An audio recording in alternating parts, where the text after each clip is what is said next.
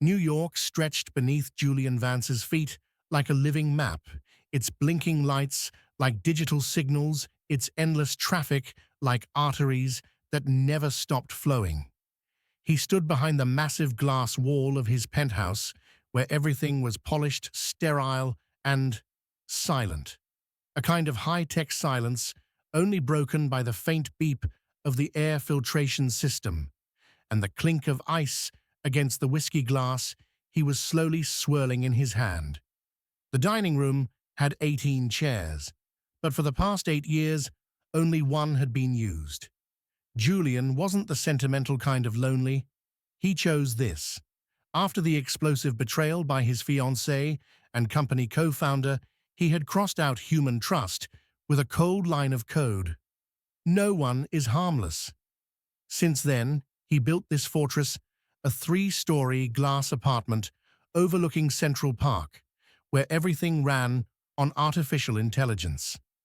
The elevator scanned his retina. Curtains adjusted to the sunlight. The security system was so strict that even the FBI would be envious, and within that world, Elena Rossi quietly existed. She arrived every morning at 8:00, left at 18:00. Never late, never forgot a task, neither warm nor cold. She was like a background process, efficient and invisible.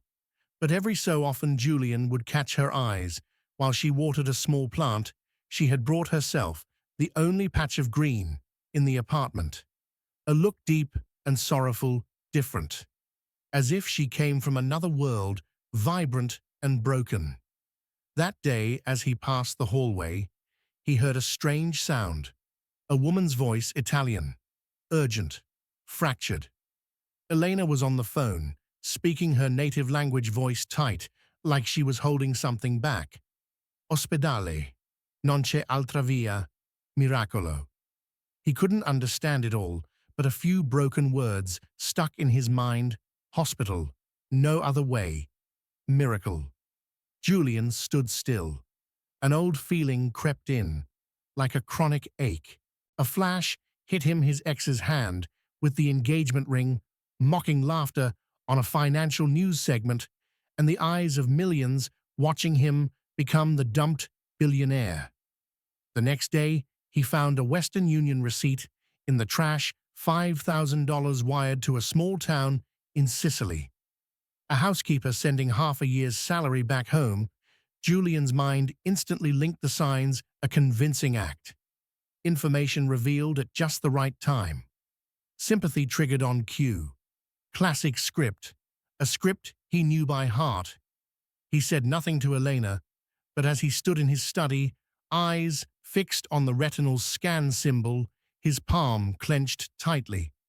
Kindness was a currency too often counterfeited, and if this was a performance, he was determined to pull back the curtain. Julian didn't confront her. He didn't make a scene. A man who'd once been brutally deceived would never enter a battle without holding the full map. Instead, he sent an encrypted message to Carter, the head of security, a former FBI agent, and the only person he still partially trusted. 15 minutes later, a video call lit up. On screen appeared Carter's face, hard as stone. "Who are we checking this time?" Elena Rossi. Carter raised an eyebrow. The housekeeper Julian nodded, then turned his laptop toward the hallway security feed, where the camera had just captured Elena, closing the door as quietly as a breeze. Heard her speak Italian on the phone. Sounded like it was about hospital fees. The next day, I saw a Western Union receipt, $5,000. Carter didn't respond right away. Then he spoke slowly. "Julian, maybe she's just trying to help someone. Not everyone is like her." Julian cut him off, voice sharp as a blade. "I can't repeat that mistake." Carter went silent, then sighed. "I'll look into it, but maybe this time you should hope you're wrong." The report came in just 3 hours later. No debts, no criminal record, no ties to any illegal organizations.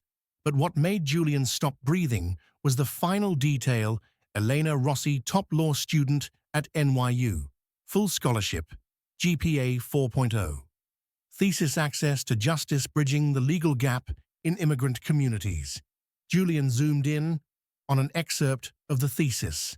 The words were sharp, soaked in conviction, not the work of a pretender. He clicked through several links, from the shared household computers browsing history, medical articles, research papers on a rare blood disease, and websites for pro bono legal aid foundations. The data in front of him suddenly felt off. A con artist doesn't write a thesis about justice. A brilliant student doesn't throw it all away just to scrub countertops. Someone was hiding something, but it didn't seem like guilt. Julian slumped into his chair, one hand pressed to his forehead. His thoughts split in two, pulling him in opposite directions. She's acting. She knows I'd investigate, or she's just trying to survive. Carter called again. Listen, Julian, I know how much you hate feeling powerless, but sometimes not everyone is out to get you. Maybe she's fighting for someone else. Julian didn't answer. He stared at a candid photo of Elena leaving downtown, a fraying canvas bag slung over her shoulder. Her gaze faced forward, calm, unafraid. If this were a performance, Elena Rossi was a masterful actress. And if it wasn't, Julian shot to his feet. This time, he wouldn't stay behind a screen. He was going to follow her with his own eyes. A light rain fell over New York, not enough to turn on the wipers, but just enough to make the streetlights blur across the windshield like streaks of tears. Julian sat in his black Audi A8, parked a few hundred meters from the building Elena had just exited.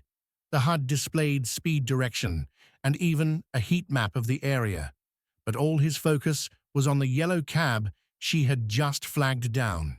It didn't head toward Brooklyn like usual. Instead, it turned east toward the Lower East Side, a place someone like Julian Vance would never set foot in. He kept a cautious distance, trailing through narrow streets past old corner stores and faded graffiti walls. Finally, the cab stopped in front of a weathered three-story building with a barely visible sign. The Harbor, a community haven. Julian didn't get out right away. He switched off the headlights, reclined his seat slightly, and watched through the window. Elena entered through a glass door with a cracked corner. 10 minutes later, the lights inside turned on. Julian stepped out, pulled his hood up, and quietly crossed the street. He pressed himself against the chipped brick wall and peered through a dusty window pane. Inside wasn't some shady meet-up spot. It was a small, cozy, cluttered room full of people, mostly elderly immigrants, each holding folders of paperwork, faces drawn with worry. And in the middle, Elena Rossi. She wasn't wearing her housekeeping uniform. She wore a rolled-up, white button-down hair, tied-back highlighter, in hand eyes sharp with focus. She was explaining something to an elderly man. Julian couldn't hear the words, but the man's face lit up like a knot had just been untied. Another woman, Asian hands, trembling, clutching housing documents. Elena sat beside her, turned each page, and pointed at every clause. Then she nodded. The woman burst into tears. Elena reached over and gently squeezed her hand. Julian stepped back half a pace, as if someone had punched him in the chest. This wasn't someone hiding something. This was a fighter. She wasn't asking for money. She wasn't filming. She wasn't posting it online. She was just helping, quietly, wholeheartedly, as if she were trying to fix the world one broken piece at a time. And he, a man who once converted everything into data and ROI, was now standing still, watching a human being do something that couldn't be measured in numbers. Elena had no idea she was being watched, but Julian knew. The real tragedy isn't the people who betray you. It's what betrayal does to you, how it blinds you to goodness when it finally shows up. He returned to his car, heart pounding. Not because he'd been caught, but because he had just seen something he wasn't ready to face. Trust might still exist, even if just a flicker in a dusty little room. And the one carrying it was the housekeeper he once doubted. Julian returned to the penthouse just before midnight. The glass doors slid open, automatically motion sensors flicked on, and that familiar cold, white light flooded the room. But this time, the light no longer brought comfort. It only highlighted the emptiness. He walked past rows of unused Italian leather chairs, through the long dining room table that seated 20 but had only one set of silverware regularly touched. As he passed the single plant in the home, a small lavender pot Elena had placed near the kitchen door, Julian stopped. He crouched down and gently touched the soil, still moist. She had watered it before leaving, just like every other day. At dawn, Julian sat in his office, facing 3 large monitors. But for the first time, he didn't pull up stock charts or financial reports. Instead, he typed into the search bar, "The Harbor, a community haven." A dated website appeared, a small non-profit, no budget, no major donors, a team of just 4 people, and a desperate call for help. "We need all the support we can get. Every dollar is a lifeline for someone forgotten." Julian closed his eyes. He remembered the look in Elena's eyes as she helped that woman keep her home. The quick squeeze of the hand. The smile was not meant for her. Something stirred inside his chest like a forgotten instrument strummed for the first time in years. Without hesitation, Julian launched his encryption software. A network of anonymous accounts appeared. He transferred an amount large enough to keep the center running for a year and to renovate the entire building, all routed through a series of shell companies, no traceable links. He didn't want thanks. He just wanted for her to continue. The next morning, Elena entered the penthouse as usual. But something was different. She was smiling. Not a polite smile, a real one radiating from her eyes. Julian noticed it the moment she stepped into the kitchen. "The coffee's stronger than usual today." Elena let out a soft laugh. "Today is a magical day. Because of the coffee, no. Because of a miracle." She set her apron on the counter, pulled out her phone, and showed him a video, the building in the Lower East Side, under renovation, construction workers and lift trucks on site. "Eleanor," he said, feigning surprise, "we don't know who did it. Just got an anonymous email, and then the money appeared." Can you believe that Julian looked into her eyes? A strange feeling rose in him, something like a kind of joy that money had never given him. He nodded slowly. Must have been some silent saint. Elena nodded eagerly. "And I swear, if I ever meet them, I'll hug them so tight." Julian smiled. For the first time in years, truly his heart felt warm. Julian had never been one for small talk, but lately he always, coincidentally, made coffee right when Elena took her break. One Tuesday morning, she was folding towels in the kitchen when the sound of glass shattering broke the silence. "Oh no." Julian awkwardly bent down to pick up the shards. "Hot coffee. Slipped right out of my hand." Elena laughed, pulling a towel from the drawer. "Must be the rain. Rich people tend to get clumsy when the weather changes." "The rich are only good with data," Julian said, wiping the last coffee drop. "But figuring out how to wipe a counter without leaving streaks, that's beyond me." They both laughed. A small moment, but it opened the door to something bigger. Elena poured more coffee and sat down across from him. For the first time, they shared a table, not as an employer and housekeeper, but as 2 people. Julian asked, "I've always wondered, why would a top law student walk away from it all to do this kind of work?" Elena was quiet for a moment. Then she began to tell her story. About her father, a gifted Italian chef who ran a small restaurant in Queens, cooking with love and a secret family sauce. Then one day, he collapsed in the kitchen. The doctors diagnosed a rare disease, one that no insurance would fully cover. We sold everything, Elena said, eyes fixed on her coffee. The car, the restaurant, our belongings. Then I dropped out of school and took any job I could. Waitressing, cleaning, tutoring. Anything that might buy him a little more time. Julian swallowed hard. He'd read hundreds of startup founder bios. None had ever left him speechless like this. My father was the one who taught me to believe in justice, she said, her eyes shining. He told me, the law isn't just for the rich, it's for anyone who knows how to use it. Julian nodded. He had seen that same belief in her every move at the harbor. And you, she asked softly, why did you build this empire? Julian gave a faint, almost bitter smile.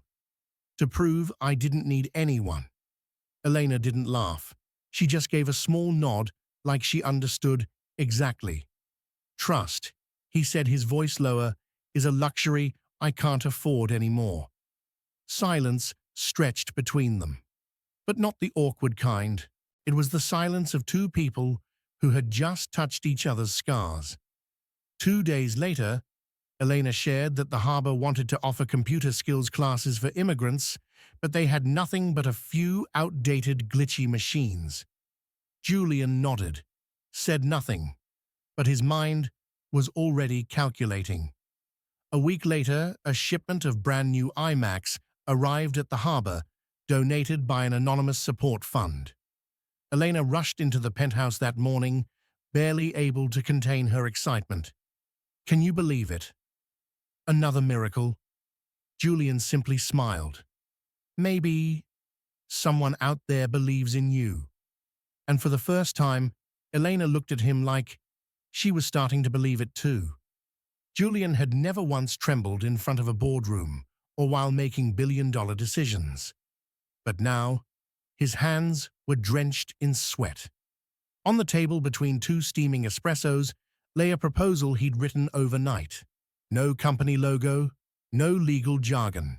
Just a blank sheet of paper with 3 lines, title, Executive Director, Vance Foundation Mission.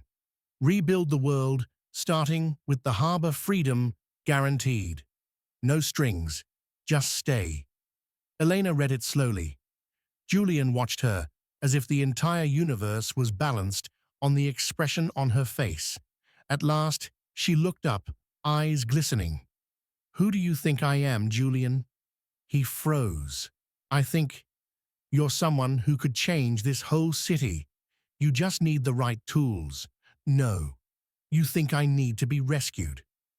Julian opened his mouth, but Elena had already stood up. Her voice trembled, not from anger, but from a heart breaking. I once loved someone, Julian. Someone I could never quite reach. Not because of money or status, but because he lived in a world I never truly felt I belonged in. Julian's chest tightened like a vice. A doctor at the center, he asked, barely audible. Elena shook her head. No. A man who gave me miracles, but never believed I could create them myself. He jumped to his feet. I didn't, Eleanor. I only wanted to help, I know. And that's the tragedy. She gave a bittersweet smile. Love can't be a business plan. Silence hung in the air. You're leaving, she nodded. I've been re-accepted to NYU on a scholarship. Classes start in 2 weeks. Julian turned his face away. He tried to keep his shoulders straight, his tone neutral. Congratulations, Julian. It's okay, he cut her off. I get it. I'm just a well-meaning landlord who got a little too involved. Neither of them said another word. Elena left the room, placing the small lavender pot on the windowsill behind her. Julian stared at it long after she was gone. In the days that followed, the penthouse returned to its familiar silence, but this time it felt more like a glass tomb than a home. Julian no longer used the cleaning bots. Every morning, he watered the lavender himself, even though he had no idea how much was enough. He didn't do it for the plant. He did it for the last trace of someone who once lit up his entire world. The car pulled up in front of a red brick building, adorned with golden string lights and a banner that read, "The Harbor Annual Gala, a Night of Hope." Julian didn't know why he'd come. Carter had simply placed the invitation on his desk the week before, saying nothing. But now, seeing the warm faces, hearing the joyful laughter, he felt as if he had just stepped into the very world Eleanor had once tried to show him. She appeared on stage in a simple deep blue dress, her hair tied back the lights, catching the shimmer in her eyes. She was no longer the quiet housekeeper in his penthouse, no longer the girl wiring money to Sicily. In front of Julian stood a leader, strong, radiant, and completely at home. "A year ago, I almost gave up," Elena said, her voice steady through the mic. "But a stranger saved us. No one knows his name, but he gave the harbor and me something priceless: hope." The entire room applauded. Julian sat frozen in place. After the speech, she moved through the crowd like a warm flame. When she turned and saw him, time seemed to stop. "Julian," she breathed. "I didn't think you'd come." "Didn't think I would either," he replied, forcing a smile. The air between them was tight, like a string pulled too taut. Then her phone rang. Elena glanced at the screen, answered, and immediately burst into tears. "Papa, sei guarito, Dad? Are you healed?" A moment later, she turned to Julian, her face wet with joy. "The trial treatment," he responded completely. "The hospital said the entire cost has been covered." Anonymously, "It's him again." Julian could no longer stay silent. The truth that had weighed on him for too long finally broke through. "It was me, Elena." She froze. That man, the computers, the center, the medical bills, it was all me. Silence. Then a spark of fury ignited in her eyes. "You played God with my life." "No," Julian stepped forward. "I did it because I was wrong, because I needed to make it right, because I love you. In a way I don't know how to say out loud." Elena turned away, but her voice, when it came, was soft, trembling. "Julian, did you ever stop to wonder who that man I said I couldn't reach really was?" He looked up. "It was you." The room blurred around them, and suddenly it felt like they were alone in a sea of strangers. Elena stepped closer. "I just thought someone like you would never see me as an equal, but I was wrong." And for the first time, they were no longer standing on opposite ends of the world. They were here, together. 1 year later, the once sterile glass penthouse overlooking Central Park was now overflowing with greenery, real plants, not living decor. Pots of lavender, rosemary, and even cherry tomatoes grew around the kitchen. Carter had once joked, "This is probably the only penthouse in Manhattan where the kitchen sees more action than the boardroom."